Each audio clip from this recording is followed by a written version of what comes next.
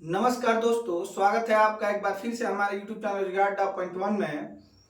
आज मैं आपको किसी भी संख्या के गुणनखंडों के बारे में बताऊंगा।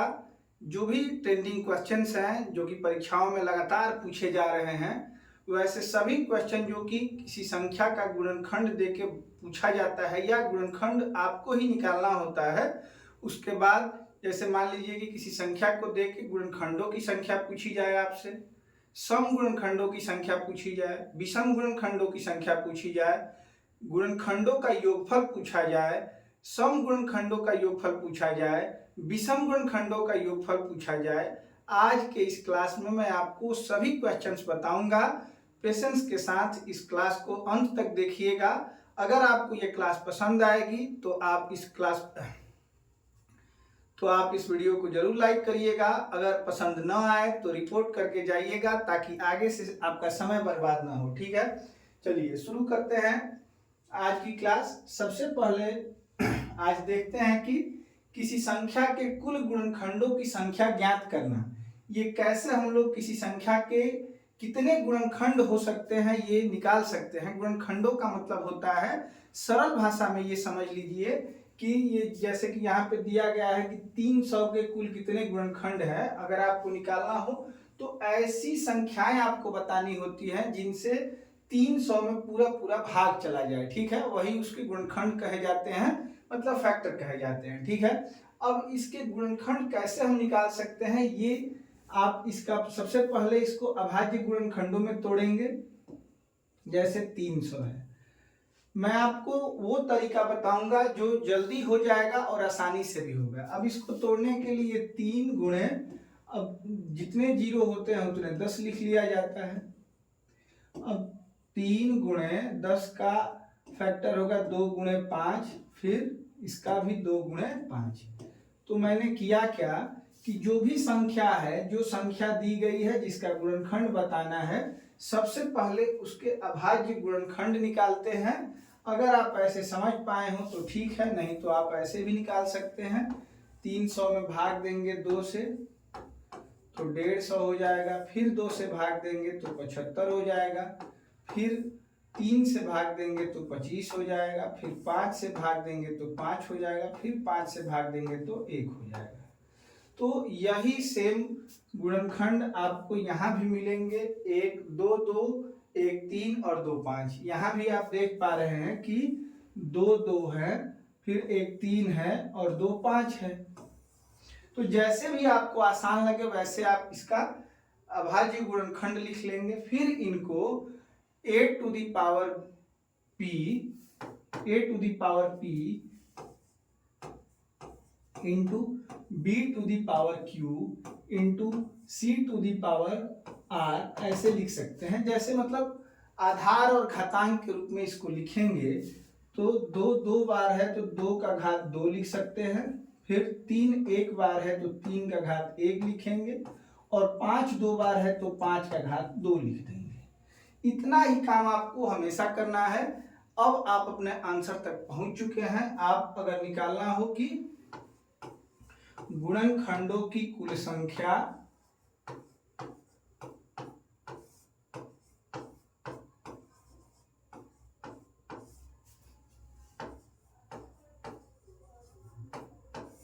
तो आपको अब करना क्या है, जो भी यहाँ पे घातांक दिख रहे हैं इनमें एक एक ऐड करके गुणा करा देना है। जैसे यहाँ 2 दिख रहा है तो 3 कर देंगे, यहाँ 1 दिख रहा है तो 2 कर देंगे, और यहाँ 2 दिख रहा है तो 3 कर देंगे।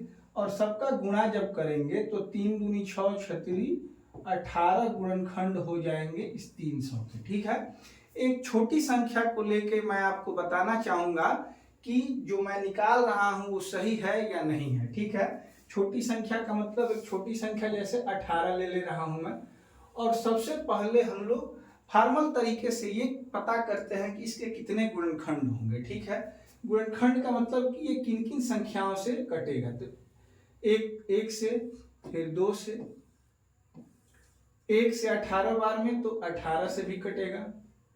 ठीक है, 2 से 9 बार में मतलब 9 से भी, फिर 3 से 6 बार में, 4 से नहीं कटेगा, फिर 6 से, अच्छा 6 तो यहाँ पे मैंने लिख दिया है। तो यहाँ आप देखेंगे कि 1 से 2 से 3 से फिर 6 से 9 से और 18 से, इन्हीं 6 संख्याओं से 18 विभाजित होता है। मतलब इसके गुणनखंडों की कुल संख्या 1 2 3 4 5 6 गुणनखंड 18 के होंगे। अब जिस तरीके से मैंने बताया है उस तरीके से इसको करेंगे तो इसका अभाज्य गुणनखंड लिखना होगा 2 तिया 6 6 तिया 18। ठीक है, अब इसको घातांक और आधार के रूप में लिखेंगे तो 2 का घात 1 हो जाएगा और 3 का घात 2 लिख सकते हैं। ठीक है, अब मैंने आपको गुणनखंडों की संख्या के लिए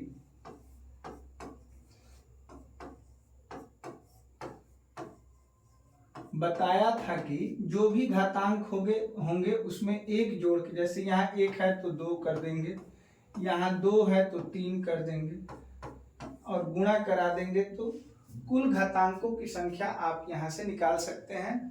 छोटी संख्या है तो वैसे भी आप चेक कर सकते हैं, लेकिन ये जब बड़ी संख्या होगी तब आप अगर गुणनखंड एक एक करके लिखने लगेंगे तो बहुत ज़्यादा समय आपका नष्ट हो जाएगा और आप परीक्षा में पीछे रह जाएंगे। ठीक है, तो ये तो थी कुल गुणनखंडों की संख्या ज्ञात करने की बात। अगले स्लाइड पे चलिए देखते हैं कुल विषम गुणनखंडों की संख्या कैसे ज्ञात कर सकते हैं। ठीक है, जैसे मान लीजिए कि ये 18 ही है और इसमें विषम गुणनखंड खोजना है तो 1 विषम संख्या है, 3 विषम संख्या है, फिर 9 विषम संख्या है। ठीक है, तो ऐसे अगर आपको खोजना हो कि केवल विषम गुणनखंड कितने हैं तो उसके लिए हम लोग क्या तरीका अपना सकते हैं। जैसे मान लीजिए कि यहाँ पे दिया गया है कि 240 के कुल विषम गुणनखंडों की संख्या ज्ञात कीजिए। तो विषम गुणनखंडों की संख्या ज्ञात करने के लिए भी सेम प्रोसेस फॉलो करना है। 240 को मैं 2 हिस्सों में तोड़ दूंगा, 24 गुणे 10, फिर 24 का खंड करूंगा, 2 दूनी 4, 4 दूनी 8, 8 तिया 24, फिर 10 को तोड़ूंगा तो 2 बचे 10 हो जाएगा। ठीक है, अब इसको मैं घातांक और आधार के रूप में लिखूंगा तो 2 1 2 3 4 2 है तो 2 का घात 4 लिख सकता हूँ, फिर 3 का घात 1 लिखूंगा, फिर 5 का घात भी 1 लिखूंगा, क्योंकि ये दोनों एक एक बार ही दिए गए हैं, मतलब गुणनखंड में प्राप्त हुए हैं। ठीक है, अब कुल गुणनखंडों की संख्या निकालनी होती थी तो हम लोग इसमें 1 जोड़ देते थे, इसमें 1 जोड़ देते थे, इसमें 1 जोड़ देते थे और कुल गुणनखंडों की संख्या पा लेते थे। लेकिन अगर विषम गुणनखंड निकालने होंगे तो आपको 2 वाला पद छोड़ देना है। ध्यान से सुनिएगा, अगर विषम गुणनखंड आपको निकालने हैं तो आपको 2 वाला पद छोड़ देना है और जो प्रोसेस पहले आप करते थे केवल विषम आधार वाली संख्याओं के साथ वही सेम चीज करना है। जैसे यहाँ 1 है तो मैं 2 लिखूंगा और यहाँ भी 1 है तो 1 बढ़ा के 2 लिखूंगा, तो यहाँ 4 गुणनखंड ऐसे आ जाएंगे जो कि क्या हो जाएंगे, विषम होंगे। ठीक है, उम्मीद है आप इस बात को समझ चुके होंगे। अब 240 को आप चेक भी कर सकते हैं किन किन संख्याओं के से ये कटेगी। एक बार 18 में भी ये चेक कर लेते हैं। देखिए 2 का घात 1 है, इसको मैं इग्नोर कर दूंगा और जो भी ये घातांक है उसमें 1 ऐड कर, जैसे यहाँ पे 2 है तो मैं 3, अब गुणा तो कुछ करना है नहीं क्योंकि कोई और पद है नहीं तो ये 3 ही होगा। और यहाँ आप देखेंगे तो 1 2 और 3 ही विषम संख्याएं हैं जो कि 18 का गुणनखंड है। ठीक है, तो करना क्या है आप एक बार फिर से सुन लीजिए। जो भी अभाज्य गुणनखंड हमने लिखा है उसमें से 2 वाले पद को इग्नोर कर देना है। कब जब आपको केवल विषम गुणनखंडों की संख्या ज्ञात करनी हो तो ये 2 वाले पद को इग्नोर कर देना है और सेम प्रोसेस जो पहले होता था वही करना है।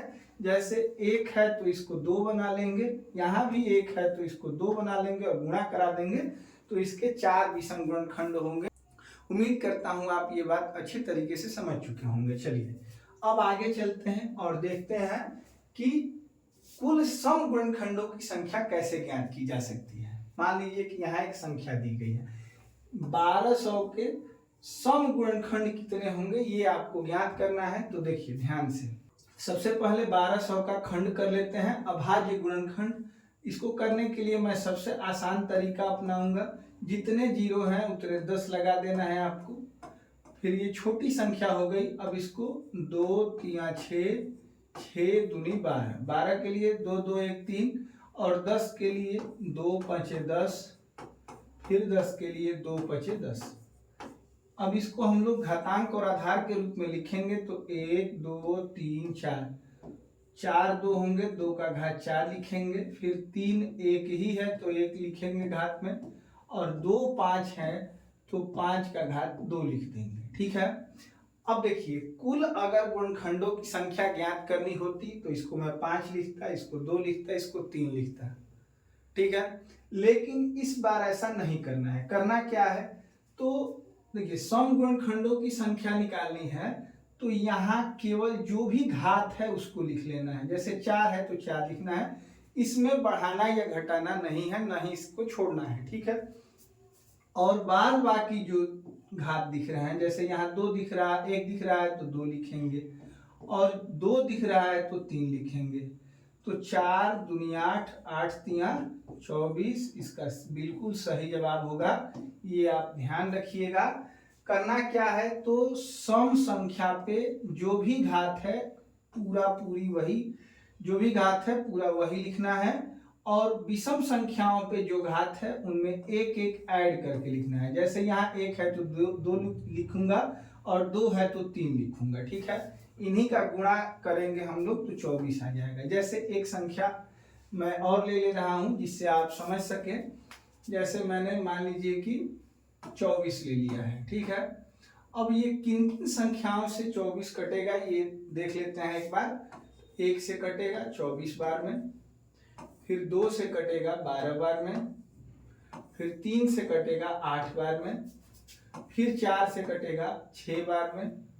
अब ये किसी संख्या से नहीं कटेगा, मतलब 8 ही इसके गुणनखंड होंगे, मतलब 8 ही संख्याओं से ये पूर्णतः विभाजित होगा। अब ध्यान देते हैं मित्रों, इसको अगर मैं तरीके से करूं, अब इससे मैं तीनों प्रश्न निकालूंगा। जैसे कुल गुणनखंडों की संख्या अगर आपसे पूछी जाए तो आप क्या बताएंगे, विषम गुणनखंडों की संख्या पूछी जाए तब आप क्या करेंगे, थोड़ा धैर्य बना के देखिएगा। अगर आपको समझ में नहीं आएगा तो जरूर कमेंट करिएगा, मैं उसका भी समाधान आपको जरूर बताऊंगा। ठीक है। अब इसके सम गुणनखंड आपको निकालना होगा, तब आप क्या करेंगे, आपके पास इन सभी प्रश्नों के उत्तर आपको ये आंखों से दिख रहे हैं, क्योंकि मैंने एक छोटी सी संख्या ली है आपको दिखाने के लिए कि जो मैं तरीका बता रहा हूं वो बिल्कुल सही है। ठीक है। अब देखिए, कुल गुणनखंडों की संख्या निकालने के लिए 24 का खंड करेंगे। 2 दूनी 4, 4 दूनी 8, 8 तिया 24। ठीक है। यही खंड होगा। इसको हम लोग आधार और घात के रूप में लिखेंगे तो 2 का घात 3 हो जाएगा, और 3 एक बार है तो 3 का घात 1 हो जाएगा। कुल गुणनखंडों की संख्या निकालने के लिए इसमें 1 ऐड करेंगे तो 3 1 4 हो जाएगा, और इसमें 1 ऐड करेंगे तो 1 1 2 हो जाएगा। तो कुल गुणनखंडों की संख्या 8 आ गई। यहां भी आप देख पा रहे हैं कि 1 2 3 4 5 6 7 और 8 ही गुणनखंड 24 के दिख रहे हैं, और यहाँ पे भी आंसर 8 ही आया है। विषम गुणनखंड अगर आपको निकालने होंगे तो आपको इस पद को इग्नोर कर देना है, इसमें 1 ऐड कर देना है, मतलब 1 घात है तो 1 ऐड कर देंगे, 2 हो जाएगा। यही हमारा आंसर होगा।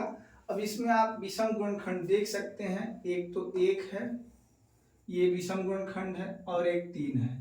बाकी जो संख्याएं दिख रही हैं जैसे 2 है, 4 है, 12 है, 24 है, 8 है, 6 है, ये सभी सम संख्याएं हैं, तो हमारा आंसर 2 ही आना चाहिए था, और यहाँ पे आप पहले भी पा चुके हैं कि यहाँ 2 आया है। ठीक है। अब सम गुणनखंड के लिए मैंने आपको बताया था कि सम संख्या पे जो घात है सीधे सीधे वही लिखना है, इसमें ना तो बढ़ाना है और ना ही घटाना है। लेकिन विषम पद का जो घात है उसमें 1 ऐड करेंगे तो 1 है, 1 ऐड करेंगे तो 2 हो जाएगा, और इनका गुणा जो होगा वही समगुणनखंडों की संख्या हो जाएगी। आप यहाँ पे भी देख सकते हैं, देखिए ये समगुणनखंड 1, 2, 3, 4, 5 और 6 समगुणनखंड है। अब ये दोनों आप अगर ऐड करेंगे तो इतना हो जाएगा। अगर आप विषम गुणनखंड निकाल चुके हैं, कुल गुणनखंडों की संख्या निकाल चुके हैं, तो कुल गुणनखंडों में से विषम गुणनखंड अगर आप घटा देते हैं तो सम गुणनखंड मिल जाएंगे। ये भी एक तरीका, सही तरीका है, आप वैसे भी निकाल सकते हैं। ठीक है, उम्मीद करता हूं आप ये कुल गुणनखंडों की संख्या, विषम गुणनखंडों की संख्या और सम गुणनखंडों की संख्या निकालना सीख चुके होंगे। अब इनका योग कैसे बनाते हैं आइए वो देखते हैं। ठीक है, अब देखना है कि किसी संख्या के गुणनखंडों का योगफल ज्ञात करना। कैसे करेंगे आइए देखते हैं। एक संख्या दी गई है 7056, ठीक है। इसका गुणनखंड निकालना पड़ेगा। यहाँ मैं निकाल दे रहा हूं, आप देखिए 7056, 2 से गुणा कराऊंगा तो 35, 28 भाग करूंगा तो फिर यहाँ 2 से करूंगा तो 17, 6, 17 दूनी 34, 6 दूनी 12 और 17 से 64 हो जाएगा। ये ठीक है, एक बार और तोड़ ले रहा हूं मैं। 2 अठे 16, 1, 2 अठे 16 और ये हो जाएगा 2 दूनी 4। फिर इसको तोड़ूंगा मैं 2 से, 2 चौके 8, 2 चौके 8 और 2 एकम 2। यहाँ 21 दिख रहा है, ये 21 का वर्ग है। इसको आप तोड़ेंगे तो 21 गुणे 21 मिलेगा। अब इसको भी मैं अभाज्य गुणनखंड के रूप में 21, 21 को भी लिखूंगा, लेकिन आप ध्यान दीजिएगा यहाँ पे 2, 2, 2 फिर 2, तो यहाँ आप देख पा रहे हैं 1, 2, 3, 4, 2, उसके बाद 21, 2 लिखना है, 2 बार 21, तो मैं 21 न लिख के 3 गुणे 7 और 3 गुणे 7 लिख दूंगा। ठीक है मित्रों, अगर आप कम से कम 30 तक संख्याओं का घन और 50 तक संख्याओं का वर्ग याद करेंगे तो आपको गुणनखंड करने में आसानी होगी। तो आपसे ये निवेदन है कि आप मैथ पढ़ने से पहले 50 तक की संख्याओं का घन याद कर लीजिए और कम से कम 30 तक की संख्याओं का 50 तक की संख्याओं का वर्ग याद कर लीजिए और कम से कम 30 तक की संख्याओं का घन याद कर लीजिए, जिससे आपको कैलकुलेशन में हमेशा फायदा मिलेगा और आपका समय बचेगा। ठीक है, चलिए अब इसको आधार और घातांक के रूप में लिखेंगे तो 2 का घात 1, 2, 3, 4 हो जाएगा, फिर 3 का घात 2 हो जाएगा, फिर 7 का घात भी 2 हो जाएगा। ठीक है, अब हमको गुणनखंडों की संख्या नहीं निकालनी है, हमें निकालना है गुणनखंडों का योगफल। अब योगफल निकालने के लिए आप क्या करेंगे, ध्यान से सुनिए। योगफल अगर निकालना है, कुल गुणनखंडों का योगफल निकालना है, तो आप बहुत ही आसान तरीके को अपनाएंगे और आप आंसर तक पहुंच पाएंगे। जैसे ये 2 का घात 4 है तो इसको हम लोग लिखेंगे 2 का घात 0 प्लस 2 का घात 1, 2 का घात 2, 2 का घात 3 और 2 का घात 4। ठीक है, जहां तक है 0 से लेकर वहां तक घात के रूप में लिखना है। फिर गुणे, यहाँ 3 का घात 2 है तो 3 का घात 0 प्लस 3 का घात 1 प्लस 3 का घात 2। ठीक है, गुणे 7 का भी 2 घात है तो 7 का घात 0 प्लस 7 का घात 1 प्लस 7 का घात 2 लिखेंगे। अब इसको कैलकुलेट कर देंगे तो हमारा आंसर मिल जाएगा। देखिए, किसी संख्या का घात 0 हो तो समझिएगा कि उसका मान क्या होता है, 1 होता है।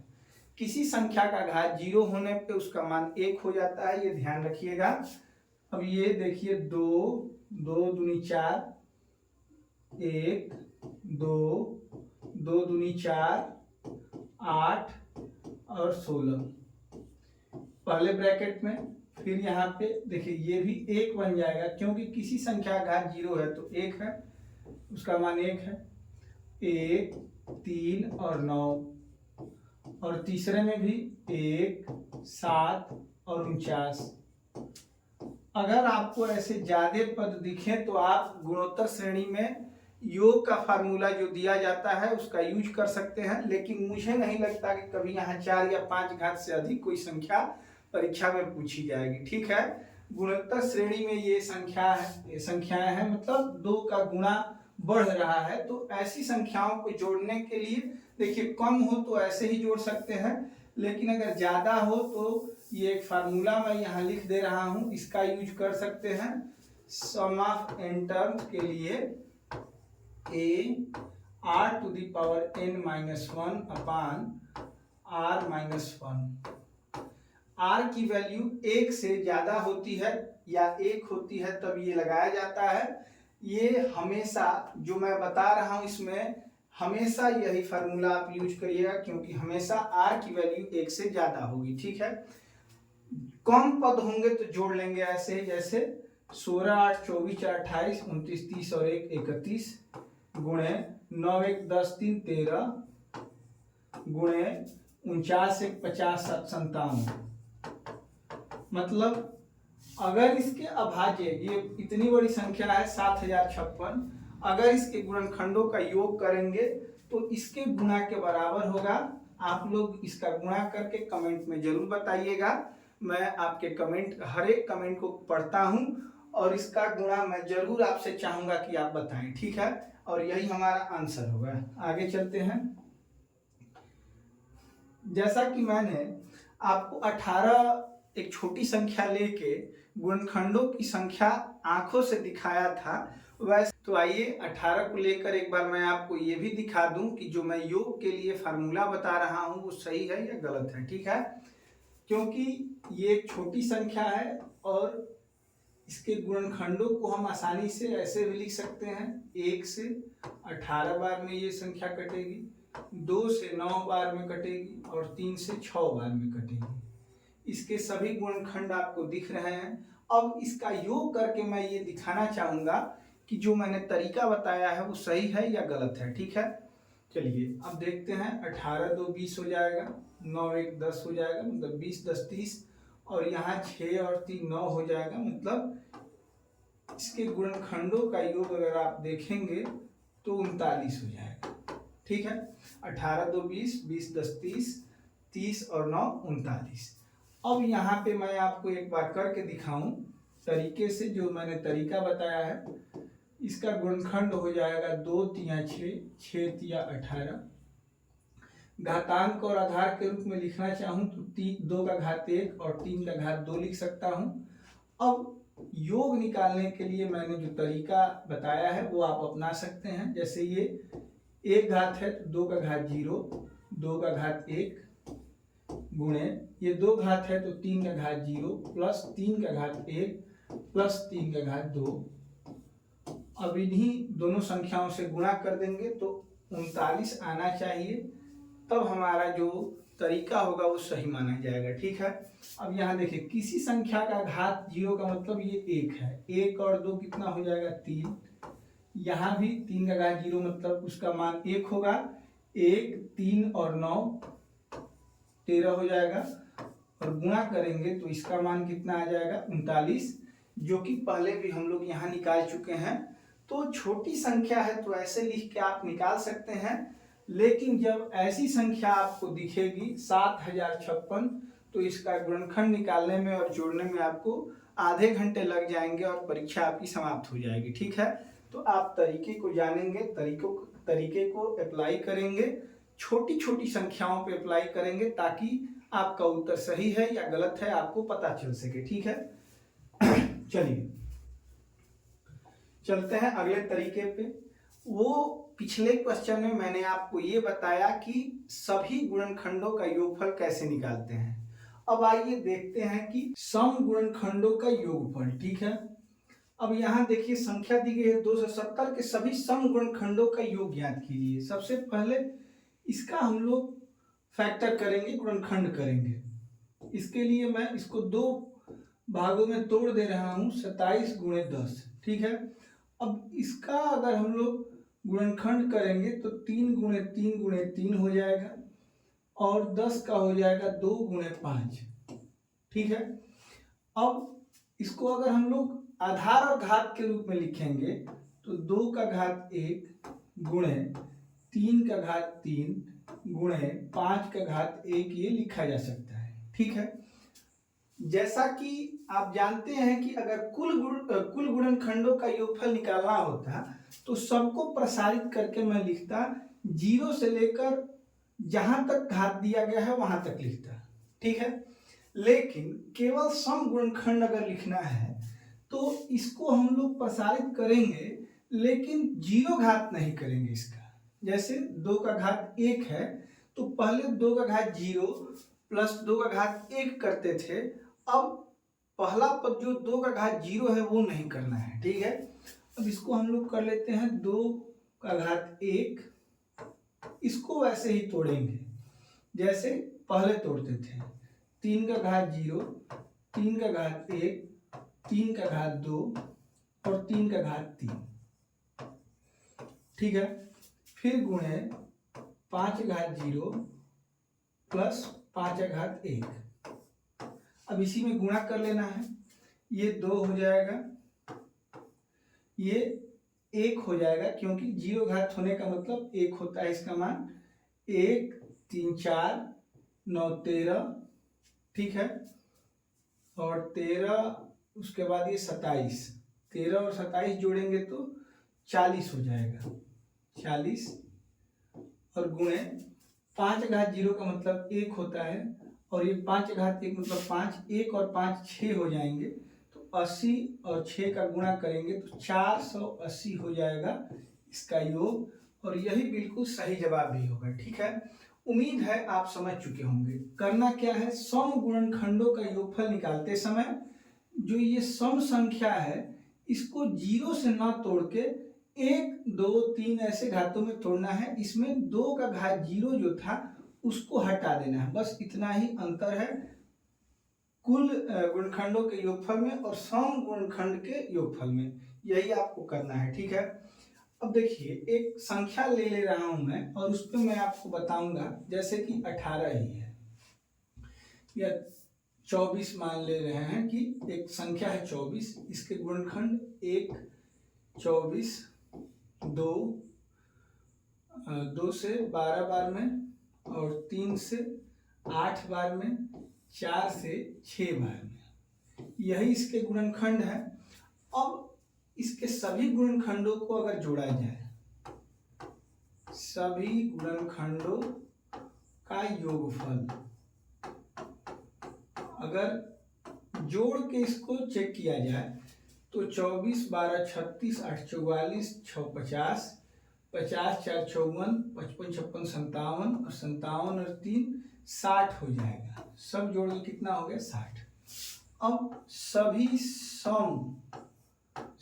सम गुणनखंडों का योगफल अगर निकालना हो तो 12 24 36 36 8 44 44 6 50 4 54 54 2 56 हो जाएगा। ठीक है, तो जाहिर सी बात है कि सभी विषम गुणनखंडों का योगफल जो होगा वो 4 होगा,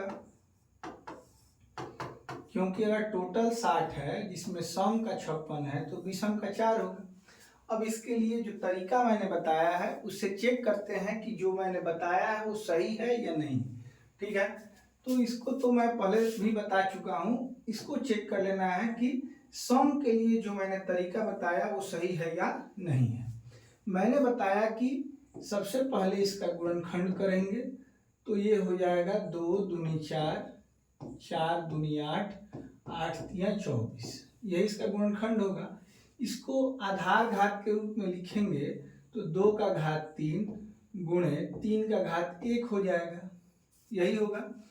अब इसमें करना क्या है, मैंने कहा था कि इसको प्रसारित करना है लेकिन पहला पद छोड़ देना है, मतलब 2 का घात 0 नहीं लिखेंगे इसमें, ये छोड़ देना है।